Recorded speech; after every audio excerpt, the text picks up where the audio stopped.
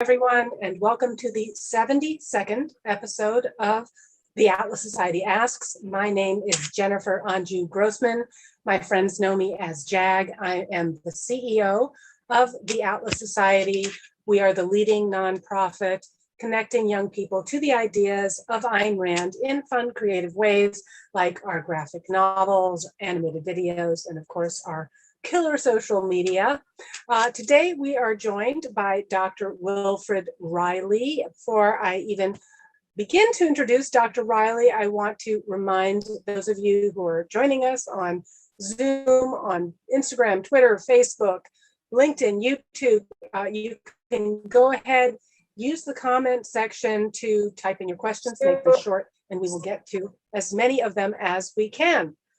Professor Wilfred Reilly is a political science professor at Kentucky State University. It's a top 30 historically Black college. He's the author of several books, including The $50 Million Question, a book dealing with how people value identity.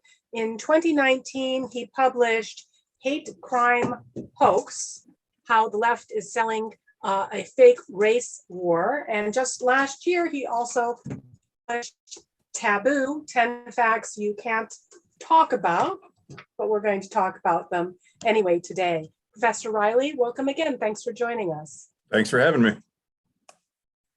So let's start with Hate, Crime, Hoax. In the introduction, you described the book as both a pro-American and a profoundly pro-Black work of social science, and you described your intention as, in writing, as that of lancing a boil. What is the source of infection, and how does the research you present address it? Well, that's actually a really good and well-phrased question. What's the source of the infection? That's something that's discussed in the book, but that I haven't really heard presented often in that fashion. So what I'm talking about when I say lancing a boil is the reality that there are a lot of ideas that are very prevalent in sort of modern middle-class American society. And you can really run down a list of these, like the Black Lives Matter narrative, that there's a near genocidal race war going on. I mean, there's a top 1,000 book on Amazon right now by the prominent attorney Benjamin Crump called Open Season, Legalized Genocide of Colored People. There's the sort of interracial crime narrative in back of that, where both the left and the quote unquote alt-right are constantly trotting out these stories of people brutalized and abused by these warrior class citizens of the other group. And a lot of these names have almost become known nationally and internationally. I mean, Barbecue Becky and so on down the line. We saw a young woman lose an executive job the other day because of a clash in a dog park. So this is, again, presented as something that's extraordinarily common. White privilege, at least the univariate version of that narrative. And this sort of stuff across the board, the idea that biological sex is a complex, tricky reality, cultural appropriation, so on down the line. And many of these ideas are backed up by almost no empirical facts whatsoever.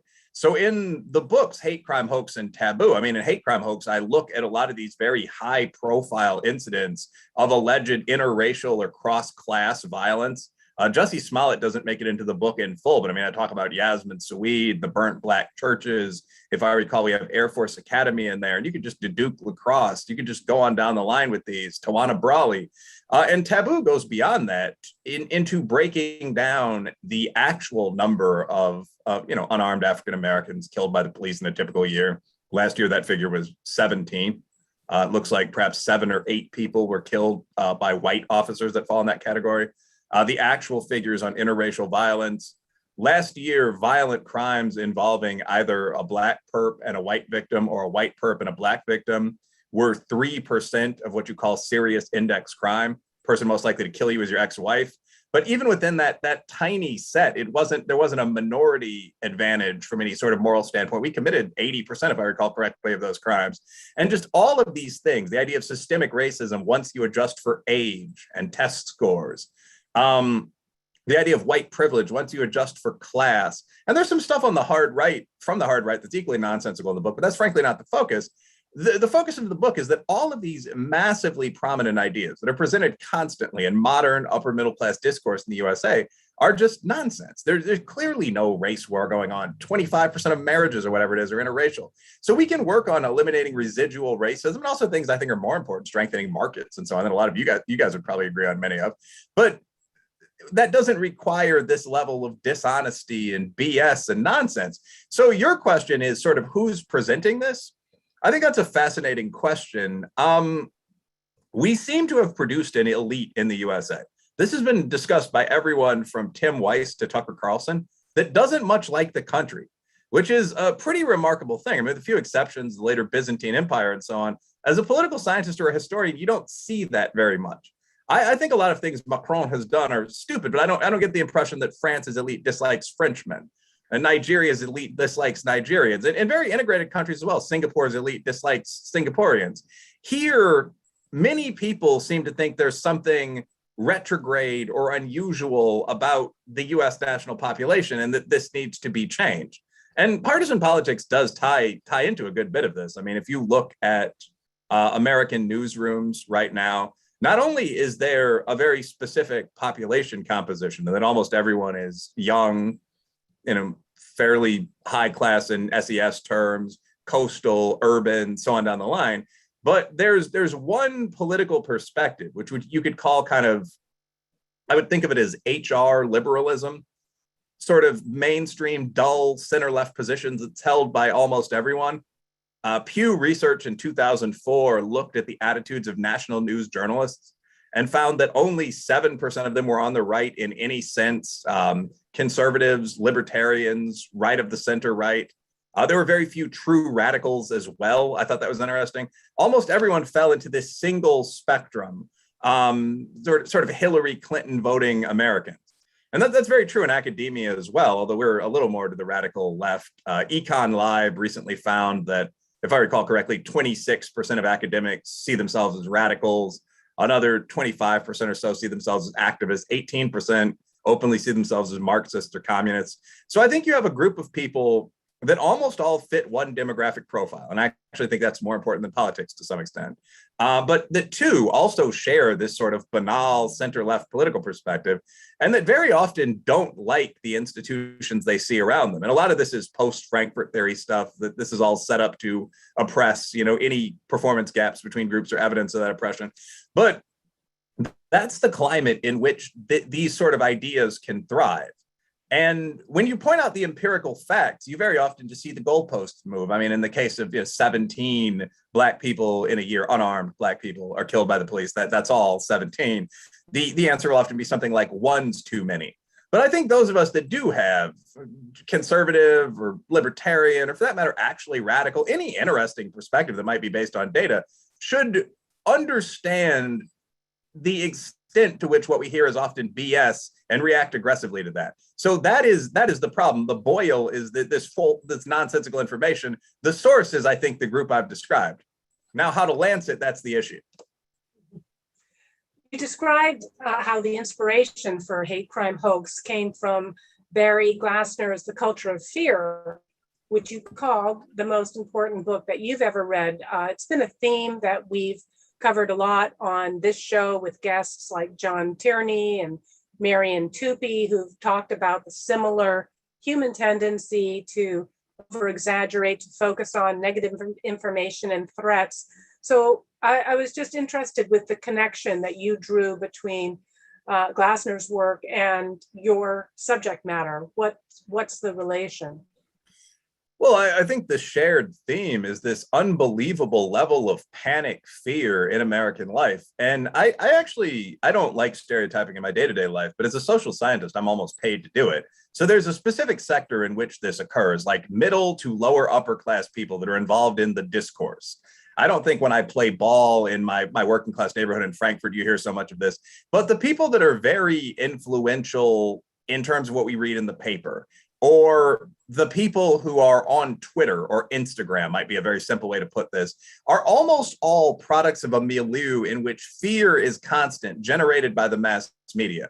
Glassner's book, I certainly like Glassner. I might have been giving my fellow social scientist a bit too much of a shout out there if I said it's the most yes, of important. course. I was wishing to see that Atlas Shrugged was the most important book. Definitely top 10. But I mean, like in terms of that's a big, The Origin of Species and the Bible are both books. I mean, I'd say the best book I've read probably is Tom Stoll's Vision of the Anointed past couple of years. But I mean, certainly Barry Glassner's book is right up there because he's the first guy, and he's politically quite a bit to the left of me, but a good qual and quant researcher. He looked at all of these fears that existed in that category that I'm describing, like American, urban, upper middle class life, and actually broke down how likely they were. How likely the source of the fear was to actually claim your life or your health. And he goes through all of them. I mean, plane crashes were a massive focus of the news at this time, the late 90s. And he, I believe, was the guy who pointed out that it's 10 times as safe to fly on a plane as it is to drive. But young child kidnapping, I mean, if you remember this period, this is sort of, Amber Alerts and Megan's Law and so on. I mean, people were walking around with their kids on leashes. Moms were terrified to let little Jimmy leave the house. He points out that the total number of actual kidnappings, i.e. child taken by a true stranger, not a sort of a strange blue-collar dad, but someone that actually wants to abuse or sexually abuse that kid, gone for more than a week. There are 100 or so of these cases per year. And he actually makes a very obvious point, which is sort of, how would this even happen? I mean, when I think of myself at the park playing basketball with friends, I mean, a group of guys would chase down someone that walked off with a screaming child that didn't resemble them. So, I mean, again, this is very esoteric, unusual, low risk threat, but people were terrified of it because of constant repetition. I mean, the parallels are obvious to police violence and so on. And just throughout the book, I mean, heterosexual AIDS, killer kids, on and on and on. These are the actual figures as read these risks. Some of those might be touched on only in passing. Some of those might be touched on in other books, but the point is very much there. And the same issue is true today. I mean, there was a great study from the Skeptic Research Center recently, which asked people, young leftist identified individuals mostly, how many people do you think in a typical year are unarmed men or black men who are killed by the police? And again, we know the actual figure is 17. But for people that identified as leftist or very liberal, if I recall correctly, 31% of them estimated this is about 1,000. 14 to 15% estimated the figure at about 10,000. And 8% thought it was more than that. To put that in context, there are less than 20,000 murders in a year. And although we are overrepresented, only about half of them involve Black people. So these estimates of the number of unarmed choir boys gunned down by cops were on par with the total number of murders, or at least of Black murders. And that's what I mean by incessant fear. And I think there's a big real role for social science. When people ask, like, what do you guys do other than, predict the market and, invent advertising, like some of these old jokes, is anything replicable? One thing that can be done is that you can look at the data that easily exists, that's out there. I mean, the BJS crime report comes out annually, and say, well, no, this isn't true. This isn't real. These are the actual things that we need to be worried about. And they're mundane things like cancer or domestic violence, auto wreck. So that is the point of Glassner, and that to a very large extent is the point of both of my books. Stop being so damn afraid and look around at the actual environment. And last line, we saw this under COVID really dramatically. The COVID narrative right now is sort of conservatives and libertarians are to blame for a lot of this. Look at them not wearing 2 masks. These animals, these savages. The reality is that many of the most damaging innovations or things that took place under COVID, I mean, the lockdown of the schools for more than a year, for example, were based on fear-driven rather than realistic projections. It turns out that we knew the actual facts on COVID pretty early on. I mean, the IFR for the disease is between 0.26 and 0.63%. The average victim we've known since the first data started coming out of Italy is around 81.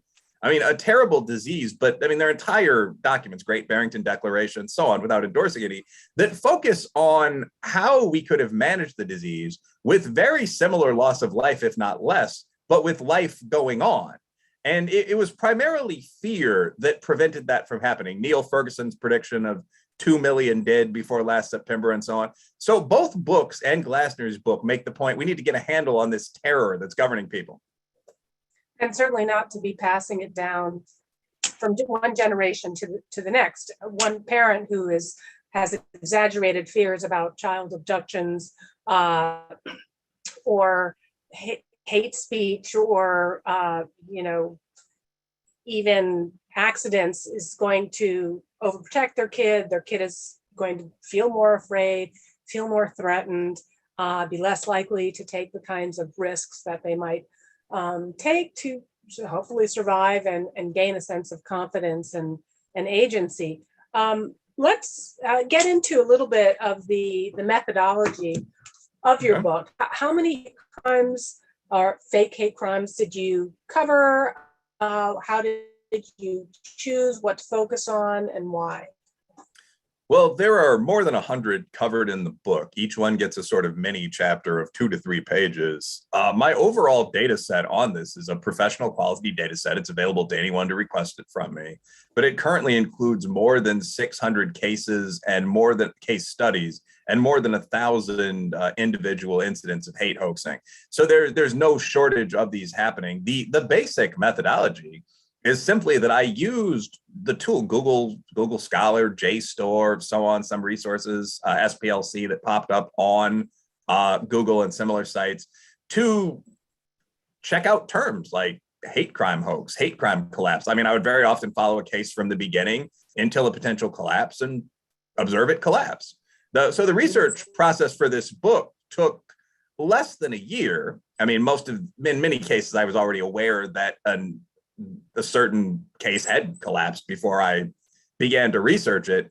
But what I basically just did was take all of these incidents and put them for, I think, the first time in a single sort of academically organized file, and then compare that number to the number of hate crimes that occur in a typical year. And I don't make any precise down to the decimal point estimates about the hate hoaxing rate, something I've had to clarify a number of times, sort of left-leaning reporters. But I mean, what I will say is that in a typical year, hate crimes are pretty rare. Hate crimes at the level of someone actually reporting that felony or that a misdemeanor to the FBI. There are about 7,000 in a bad year. So when I put together the first round of the data set, had 409 cases of hoaxing, or incidents of hoaxing that were concentrated somewhere outside, but they were concentrated within a 5-year period. And so you can compare that first to the baseline of 7,000, but then secondarily, each one of the cases was something that had first been reported and then been reported as debunked in serious national media. And when we did a secondary level of research or of analysis, obviously not every hate crime receives national level reporting. As far as I and a very talented research associate were able to winkle out, it's about 1 in 10 that does. So that gives you the second data set of annually, let's say 700 prominent cases. And against that, over a period of 5-6 years, you saw nearly 500, keep it as small as possible, 400, 350 total collapses.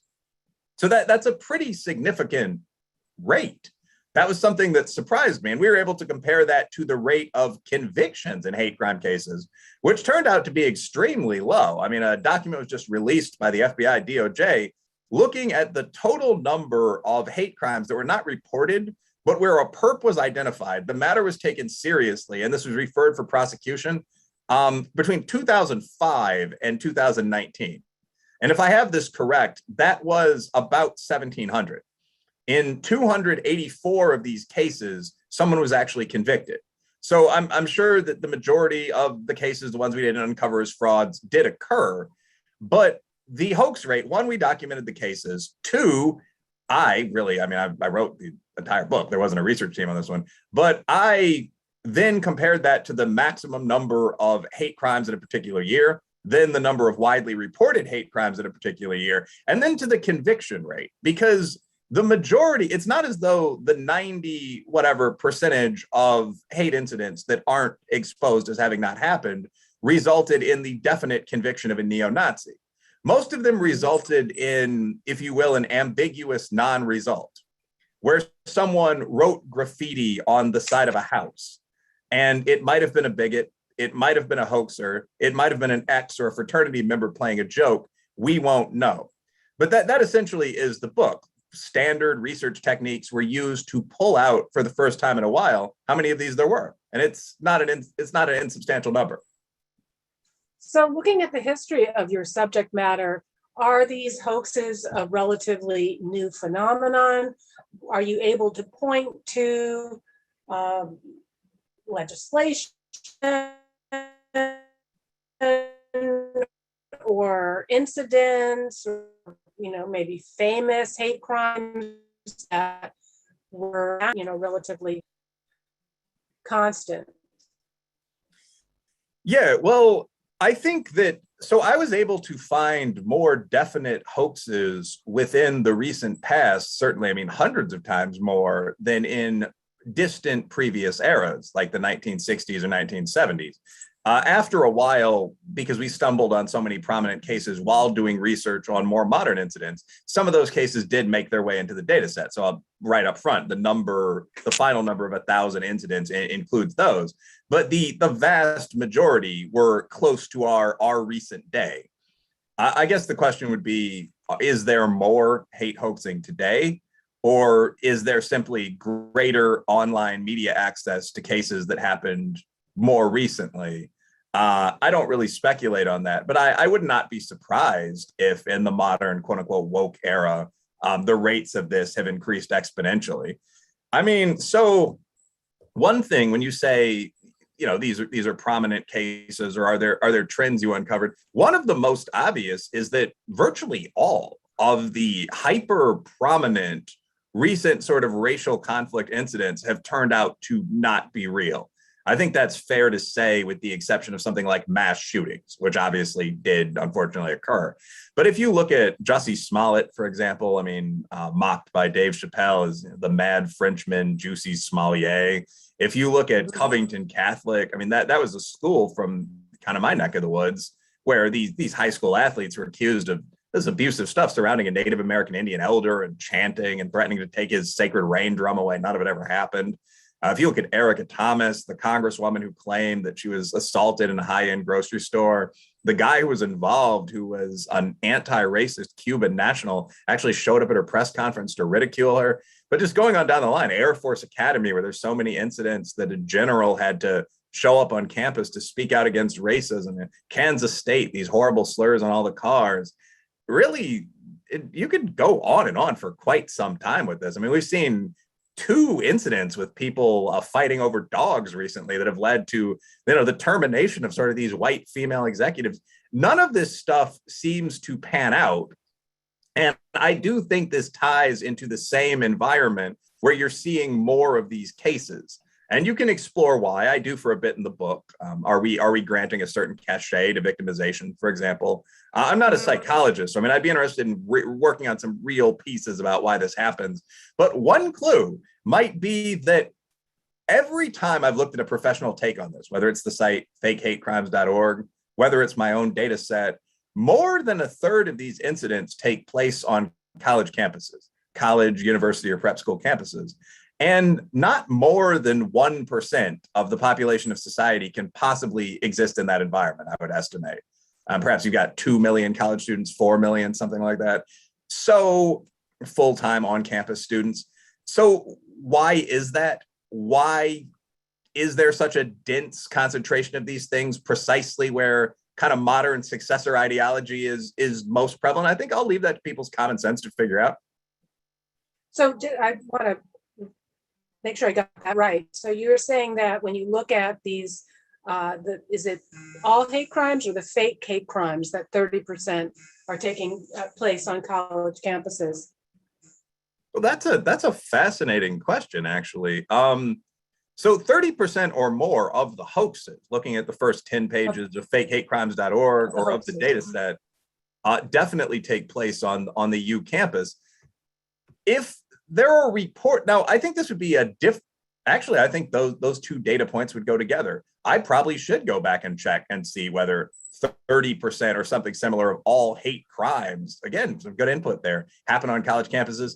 If so, I don't think that would counter my sort of thesis. I think it would support it, because it's not possible that 30% of all racial tension takes place at Yale or Vassar.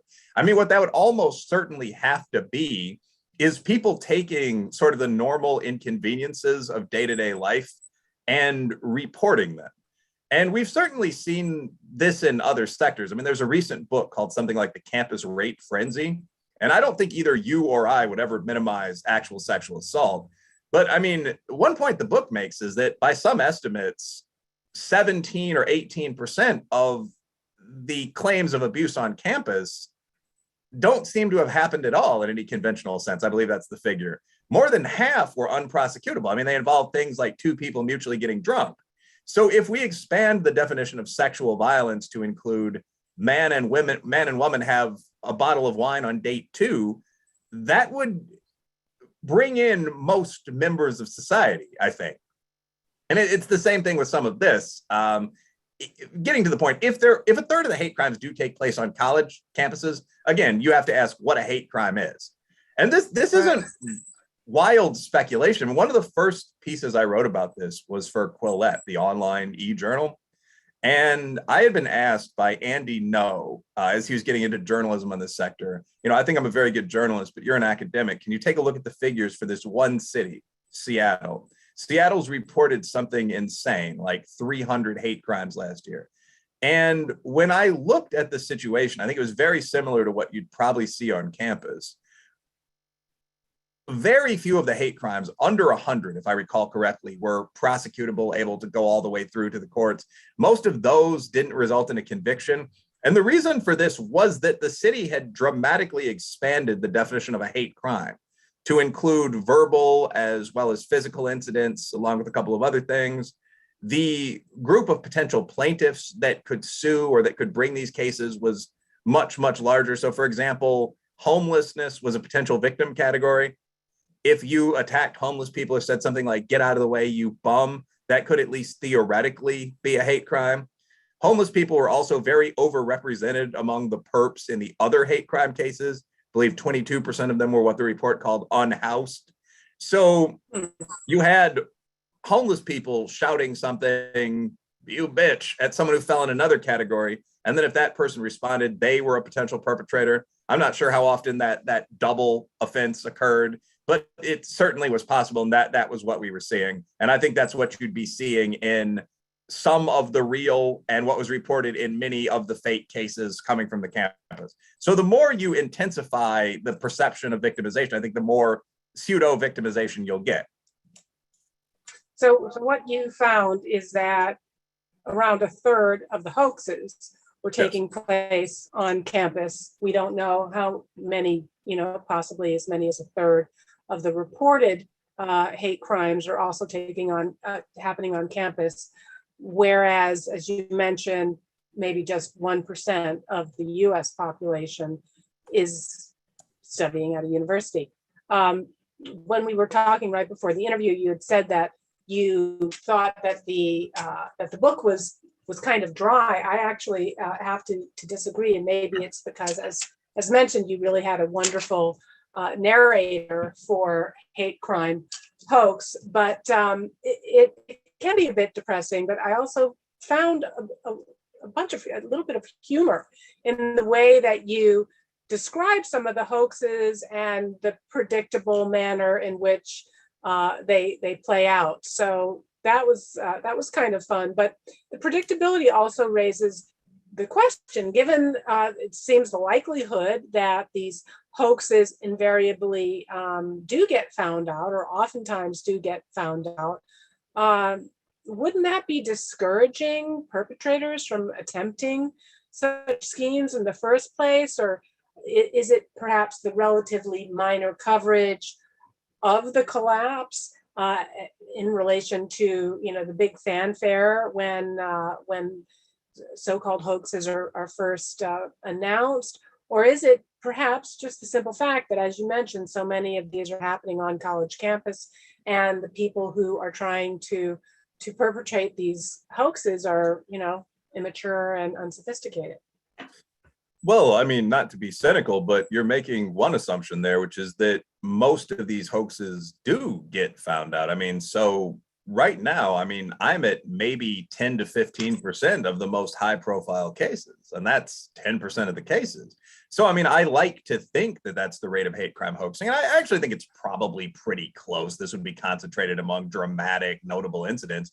But I mean, that we are making an assumption there. I mean, it could easily be that many more of the other 90+% of cases that don't result in a conviction did not occur. I mean, that the swastika written on the side of the black athletic dorm was just reported as a hate offense, and budgets were increased. So I mean, we'd really have to know kind of what the control is there. And I don't necessarily think we do.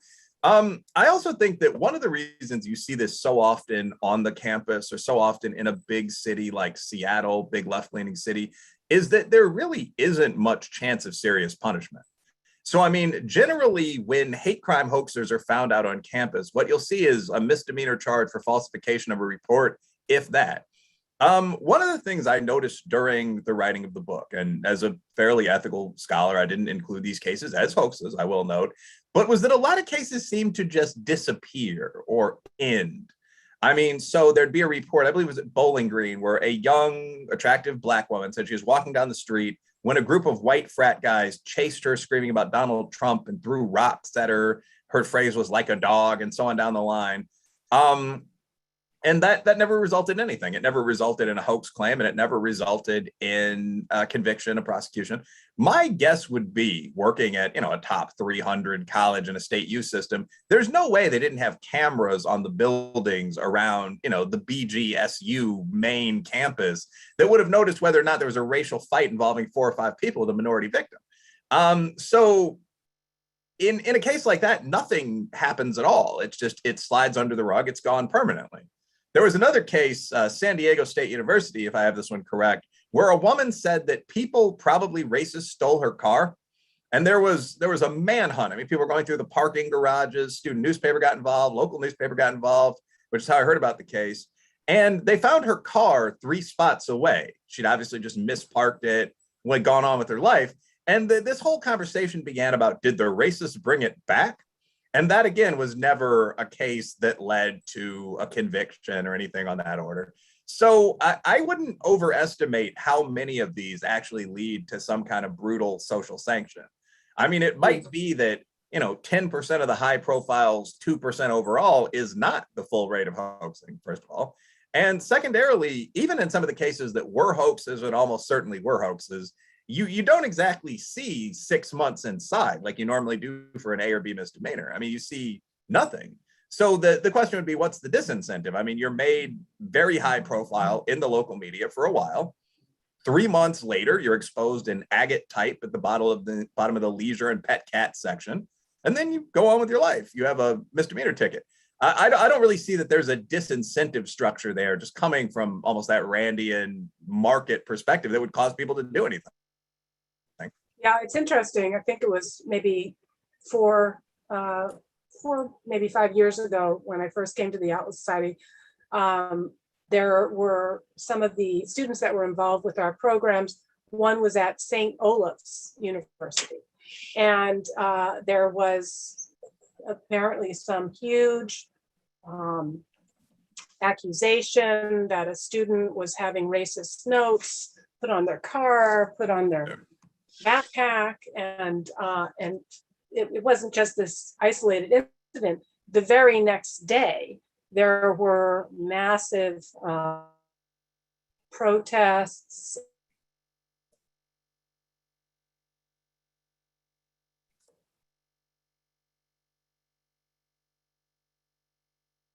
I stalled here a little bit.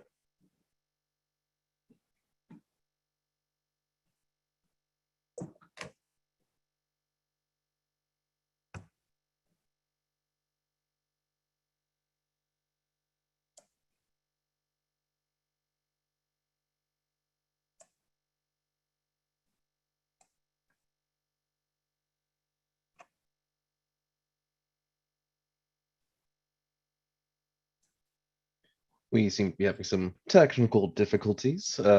Please stand by while we try to get back Jennifer. Sorry about all this, folks.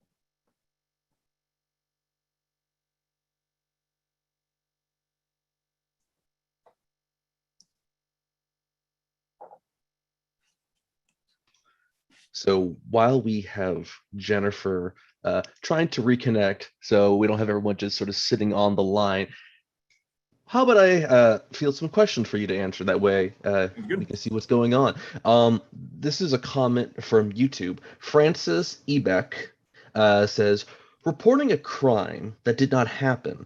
I think it's illegal in most states. Lying to the police is a crime in itself, but what does this do to those who are genuinely the victim of crimes?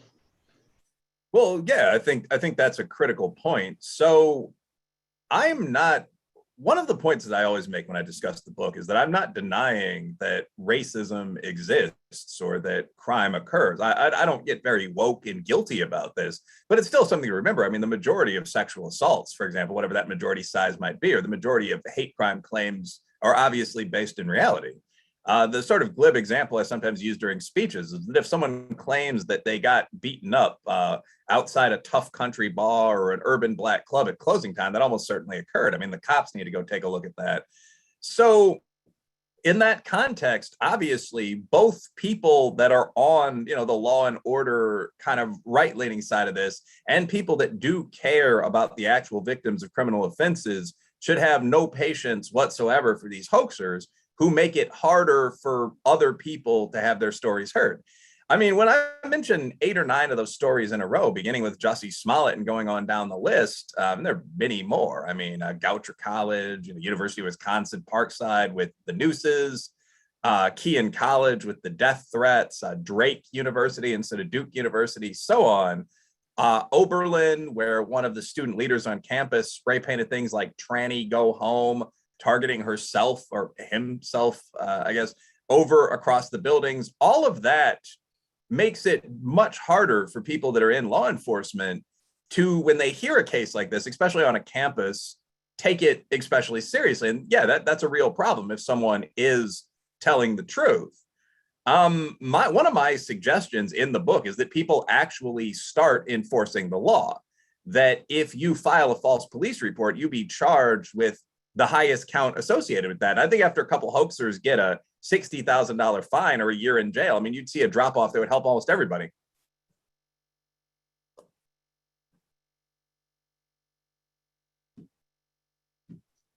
Looks like Jennifer's back. Yes, Jennifer, can you hear us? Okay, there still appears to be some technical issues on her end, so we'll just field another question. So this comes from Jeffrey Rembolt. Have you heard about the status of lawsuits about the kids from Kentucky and that big hoax? They had sued the media companies last I heard. Yeah, that's correct. I'm actually really familiar with that case, which is known in Kentucky as the Covington Catholic case, or the Covington Catholic hoax. That was the situation where these kids from a private school in Kentucky, a bit preppy, but a group of nice guys, mostly athletes, had gone to Washington, D.C. to participate in the March for Life. And as they were leaving the event, the allegation was that they had surrounded this old Native American guy for no reason. They were chanting at him. They were smirking in his face, potentially spitting on him. They threatened to take his drum away. This is, white privilege in action. And this became a firestorm in the media. I mean, the Washington Post wrote about it. I believe the New York Times did. CNN covered this. I mean, like the Covington kids are on TV, identified by name. These kids are on average 15. And it turned out absolutely none of this had happened. I mean, the Covington Catholic kids were sitting around making dumb jokes and looking at the people in this public plaza in DC when someone had come up to them. He didn't like a comment they'd made or some such, started pounding a drum in the face of one of the kids. And this developed into an altercation among really 3 groups of people. There were also a group of Black Hebrew Israelites in the plaza who started teasing both the Covington kids, who eventually started responding, and this native guy and some other people he had with them. So you had these 3 groups of males probably making jokes. The kids were getting the worst of it. And that was it. Then they all parted ways and the kids, I guess, went home. But the take on this was, how dare they, in the face of a person of color, and again, dozens of hours of national mass media, the Covington kids sued. I mean, they pointed out that they didn't initiate the fight or the argument, that it wasn't, a big damn deal in the first place. that they were minors who'd been exposed, who'd been publicized in this fashion. Well, last I heard, they won. I mean, they settled with the WAPO, I know. Nick Sandeman, I believe, is the kid, jokingly said online, or someone said for him, that he was the highest paid employee at the Washington Post. I don't know what happened to the other lawsuits. I'm honestly not up on that. But I encourage people to do this, actually. I almost feel bad, I'm talking to a libertarian audience as, a conservative writer and encouraging tort lawsuits. But I mean, at a certain point, like when you look at these things, like this woman, Emma Sarley, that was fired from her job because she got into an altercation at a dog park where two people were yelling mildly rude things. And this guy, Fred Joseph, contacted her boss, who he knew casually and who was on Twitter, and said that she was a racist and linked this cell phone tape, and hundreds of thousands of people from both their pages are following and commenting. If it turns out, and it already has, if it turns out that any portion of that was fake or was exaggerated or was cut out of context, if I were Sarley, I would sue Joseph. I would sue my boss, my former boss. I would sue any media outlet that ran with this story, because this kind of nonsense leading to what's called the cancel mob happens all the time. It's pretty damaging. At least the Covington kids responded. Last sentence on this, by the way, I thought the kids were pretty restrained. Like, I mean, I was an athlete in high school, and if some random guy came up to one of our varsity teams beating on a drum and chanting in a foreign language, we would have beaten the crap out of him. I mean, race wouldn't have really mattered all that much. So I thought the kids were pretty restrained, and now it looks like they got some money for it. Good job. So Wilfred, can you hear me? Sure can. Okay, sorry about that. Little technical difficulties.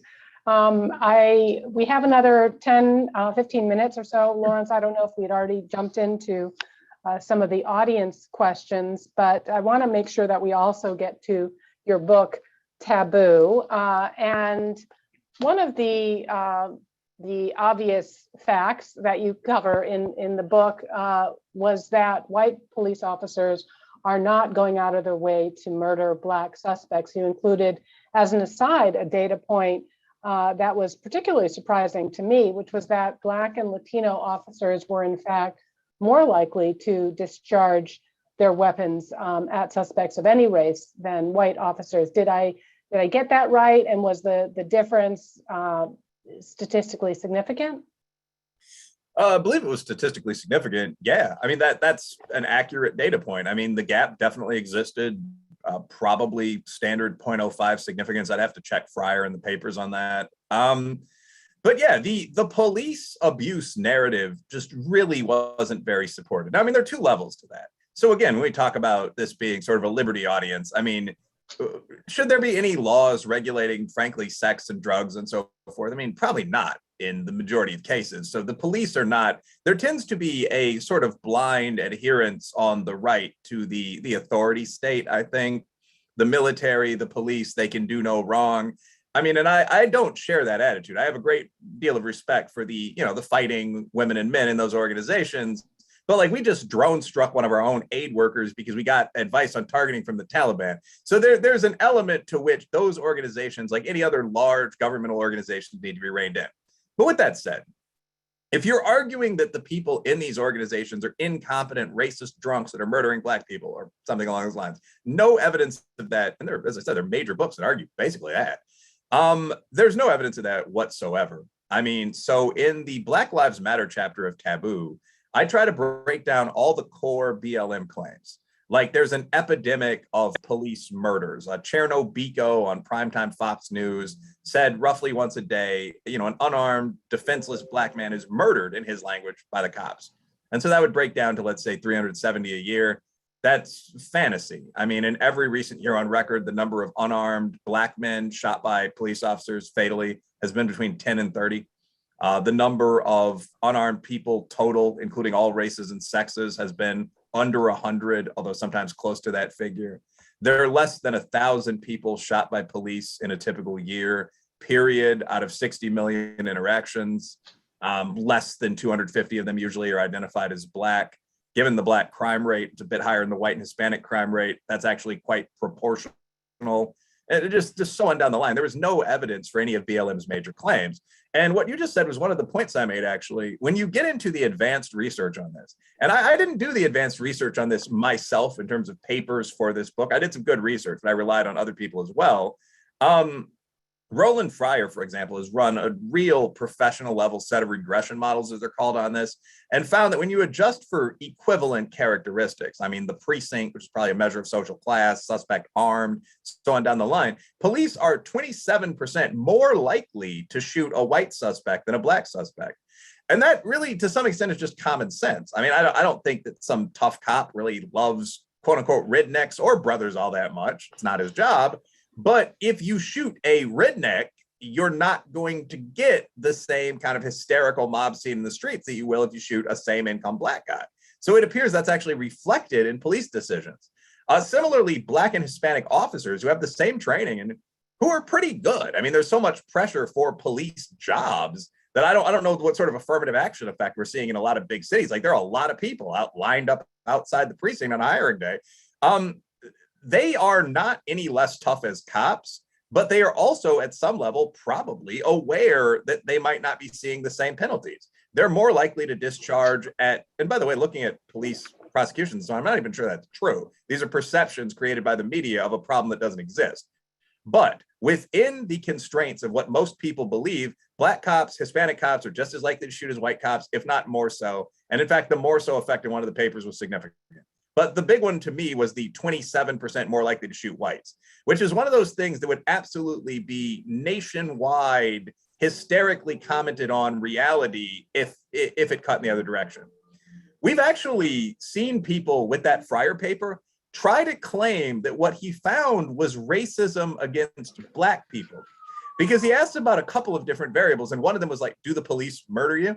But another one was, do you experience a slightly more profanity or shoving during an interaction, police interaction? And he found out that black people, I believe, were 16% more likely to face these very minor levels of violence. And so there are actually, you can find these New York Times headlines saying things like, criminologist finds that police stops harder on black people. But any such finding ignores the fact that white guys were 30% more likely to get shot. So it's a complex picture, at the very least. BLM pretty much unsupported.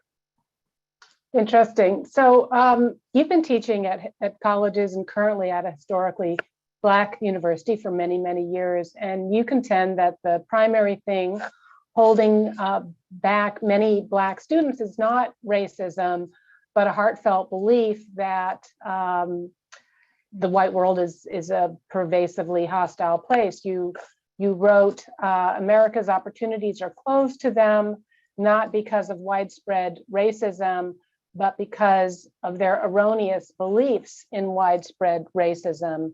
What are some of the consequences of that? You said, for example, less likely to go and pursue certain career paths or even certain majors.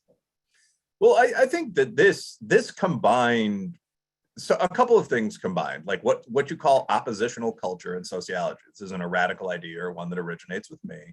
Combined with affirmative action effects, once you get into a college that's at all good. I mean, that's a situation where the AA effects obviously do apply when you look at demographics.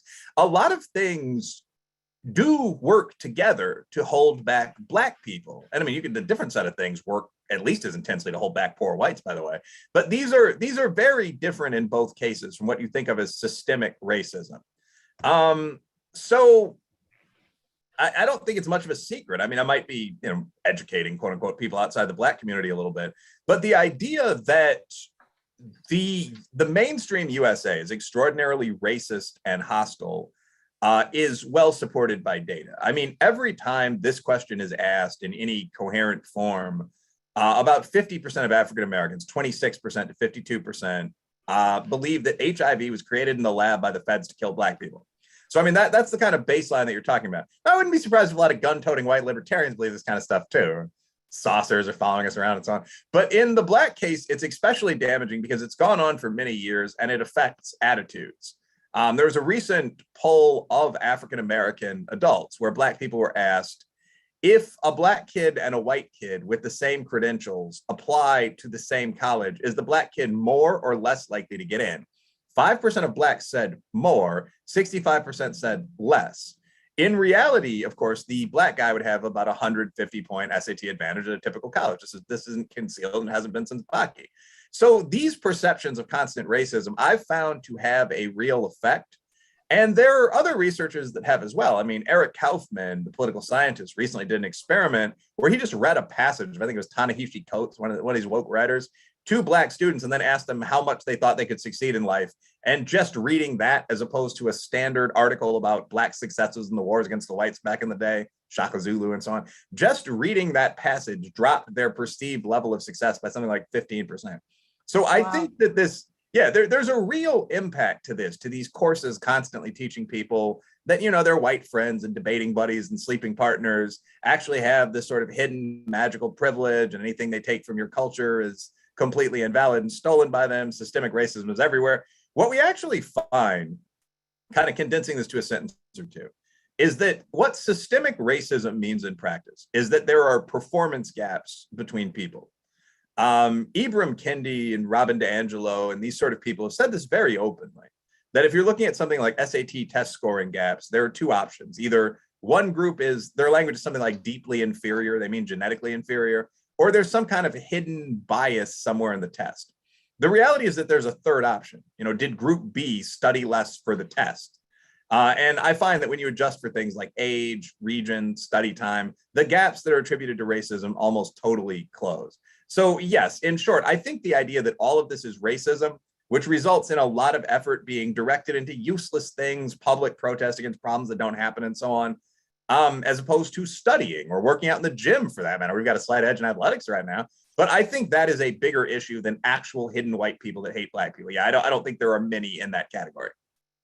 So you also cover immigration policy in Taboo, and recently we've seen kind of an example of a fake hate crime with purported coverage of immigration officers supposedly whipping Black Haitians, which certain media outlets claimed harkened back to the days of slavery. But leaving that aside, there's a certain view among open border contingent of libertarians, to say nothing of the left, that maintains that immigrants are no more likely to take advantage of welfare programs than other citizens. What did you find? What does the data show? Well, this all depends on who you're comparing and so on, but in general, no, I mean, that's flatly false. Let me see if I can pull this up actually without wasting a bunch of time. Yeah, if you just Google more than 50% of immigrants on welfare or 60% of immigrants on welfare, you'll find a perfectly neutral USA Today piece citing Center for Immigration Studies on one side, the best left groups on the other side, that just points out that 60% of immigrants are on welfare. There's no hostility toward immigrants contained in that statement. The USA is a massive welfare state, and immigrants often don't speak English. So if you come to the USA from Haiti and you have to bone up on your English skills for 4 years, you're going to be receiving social benefits, and you may be a hardworking top man. There's nothing wrong with that, but it's silly to deny. I mean, that's my shortest answer so far. I don't think that's denied by anyone in political science. Perhaps not in political science, but certainly, in the media, there is a piece of conventional wisdom that immigrants and illegal immigrants are no more likely to be on welfare or to be seeking welfare than native-born Americans. And you've taken a harder look at the data than I have. So, yeah, I mean that's not true. I mean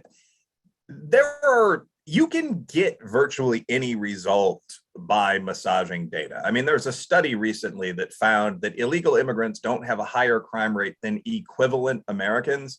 But as I recall, the equivalent Americans they used were, I think it was deep Southern whites and inner city Blacks. Someone might correct me on some specific detail of that, but they were comparing people in similar transitional regions of the country with similar income levels and so on. And it may be true that illegal immigrants have a lower crime rate than you see in Harlem or in Appalachian hollers, but that's not the crime rate for 90% of the country. So, I mean, even if you're arguing that illegal immigrants don't perform any worse than equally financially troubled Americans, the question would be, why would we bring in a very large group of financially troubled people who perform on par with our least successful citizens? So and again, this is completely race neutral. I mean, we're talking about Afghani immigration right now. Something many people seem to forget, although Tucker Carlson's had fun pointing this out, but is that Afghanistan's entirely a West Asian, Caucasian country. I mean, Pashtun warriors often have green or blue eyes. So for me, as a Black man, there's an element of absurdity to this, in that people are advising me that it's my moral duty to take in people from Caucasian failed states like Afghanistan and Venezuela because they are people of color too, or something like this. And I don't think that outside of political wrangling, there's any logical argument that, Criollo Hispanics or Pathan fighters are, fellow descendants of the motherland or something like that. This is what I sometimes think of as taqiyya, which is a term used in Arabic politics for intentional conscious lying, where the liar knows they're lying, but where the goal is considered important enough to justify lying. I want to popularize the word taqiyya, but a claim that... New one on me. Yeah, get it out there as much as possible. But a claim that illegal immigrants don't use welfare or commit crimes more than Americans is taqiyya. There's no evidence of that I've seen. If you want to play games with violence versus property crime and so on, it's worth noting that illegal immigration is itself a crime. So the crime rate for illegal immigrants, if we are going to take the law and order perspective for a second, would be 100%. In general, I find that argument unconvincing. So, Wilfred, I'd love to also just, as we're wrapping up here, maybe take a step back and talk about you and your origin story and what got you interested in the subject matter, your path to teaching, because I know you also have a background as an entrepreneur. So a little bit about what brought you to this state, and also what's next for you in terms of your writing and your research. Well, I mean, I've had a very interesting life, actually. My mom was Chicago Ward, which is a wealthy Black family, but she herself didn't interact much with the family, very active in the 1960s revolution and so on, and became an inner city school teacher. She taught in Chicago and on the east side of Aurora, which is Illinois' second largest city, east side. And that's the non-gang affiliated version of the neighborhood sign, I will note. But I mean, so I grew up in all the hood areas where she taught. And I mean, I was a competent athlete, a bit of a nerd, but a funny guy. And I liked living there. I still have a house in the hood. So, I mean, I had that combination of upper and lower class perspectives, which helped me avoid maudlin bourgeois respectability. And so I did a range of interesting things really throughout life. I mean, I went to Latin America briefly with American Field Service after high school. I went to a couple of different colleges, chasing things I was interested in. When I went for the Ph.D., I graduated from law school at around, I think I was 20. I was a precocious lad.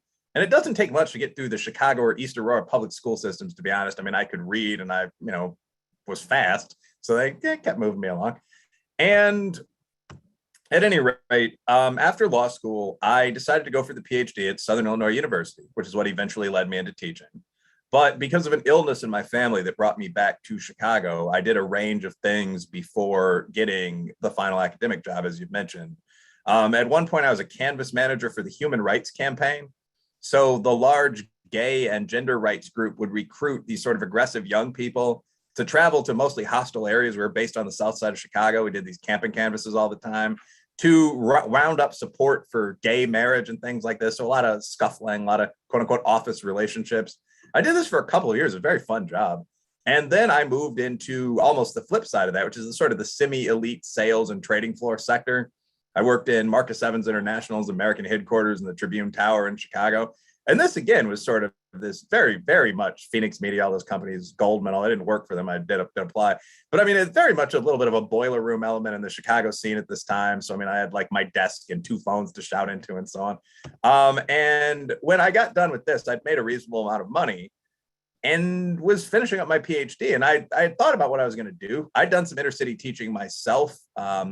I'd worked in the city colleges system. I'd advised friends in public, high problem schools. I didn't really want to do it. So I applied for standard academic jobs and took one, basically. I mean, a state university in Kentucky offered me a position. And it was an interesting one in that we're a couple of minutes, or maybe an hour from actual Appalachia.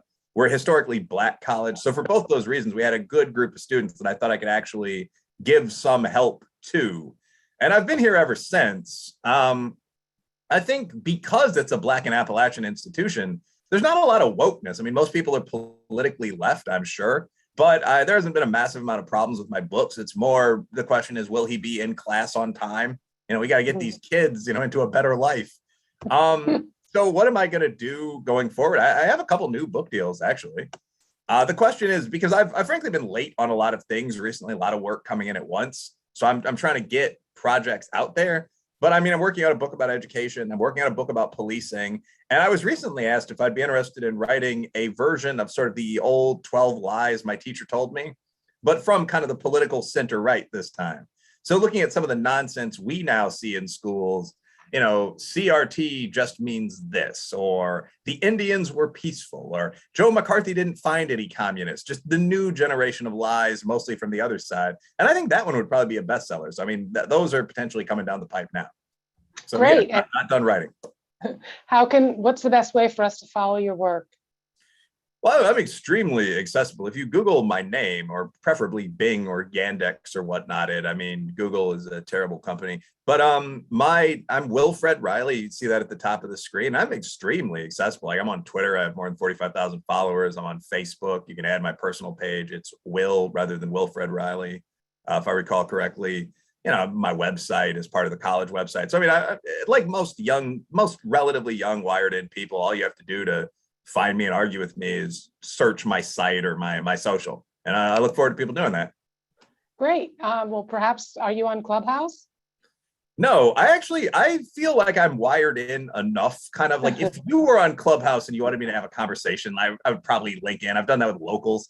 But these sites keep proliferating. I don't feel like I'm saying anything edgy enough on mainstream social media to really get kicked off yet. So no, I'm not on Clubhouse. I may set up a locals. I was actually asked recently if I'd be willing to set up an OnlyFans. I thought that was kind of a joke. I don't know what I'd do, like read off stats, topless. But there's a lot of it out there. I'm pretty cool with the basic Twitter, Facebook, Insta, so on. I'm on YouTube. I just have a couple of videos uploaded. But again, pretty easy to find, and I'm looking forward to talking to a lot of you guys. Excellent. Well, thank you for making time out of your busy teaching and writing schedule to talk to us today. Again, the books are Taboo, 10 Facts You Can't Talk About, but You Can Talk About, with Dr. Reilly, as well as Hate, Crime, Hoax. And again, I highly recommend the Audible version. Somehow he lucked out with a very famous narrator, so they're not at all dry. They're actually a joy and even a tad humorous to read. So Dr. Reilly, thank you. I appreciate your joining us. Right, sounds good. Thanks for having me, guys.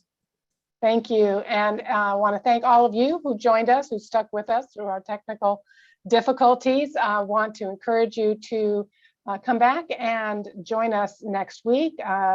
Our senior scholar, Professor Richard Salzman, is going to be talking to Carrie Ann Biondi. And then the week after that, I'm going to be talking to Blake Harris about his book on Palmer Luckey and Oculus VR, The History of the Future. And don't forget, the gala is coming up November 4th. It's really just a few weeks away now. So make sure to check that out at theatlassociety.com, and hope to see you there and next week.